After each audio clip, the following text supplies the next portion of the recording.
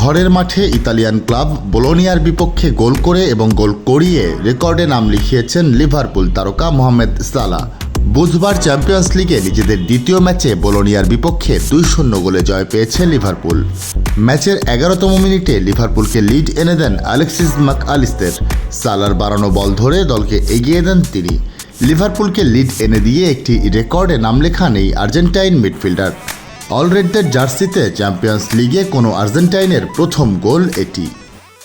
250টিরও বেশি design option নিয়ে Walton smart fridge, বোঝে আপনার প্রয়োজন। প্রথমার্ধে গোলের দেখা পায়নি কোনো দল।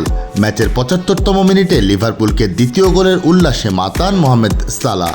ডমিনিক সবোসলাইয়ের পাস থেকে গোল করে রেকর্ডে নাম লেখান সালাহ।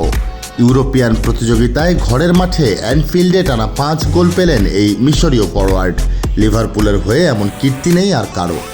অন্যদিকে লিভারপুলের প্রথম কোচ হিসেবে দায়িত্বের প্রথম 9 ম্যাচের 8টি জয়ের কীর্তি গড়লেন আর্নে স্লট।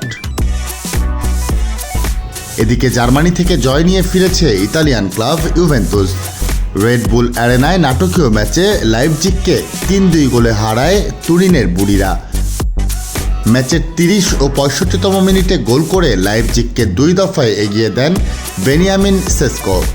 তবে 50 ও 68 মিনিটে 2টি গোল শোধ করেন ইউভেন্তুস ফরোয়ার্ড। ম্যাচের 59তম মিনিটে গোলরক্ষকের লাল কার্ডে 10 জনের দলে পরিণত হয় ইতালির ক্লাবটি। তবে একজন কম নিয়েও ম্যাচের 82তম মিনিটে ফ্রান্সিসকো কনসেইকাওয়ের গোলে 3-2 ব্যবধানের জয় নিয়ে মাঠ ছাড়ে থিয়াগো মোতার দল।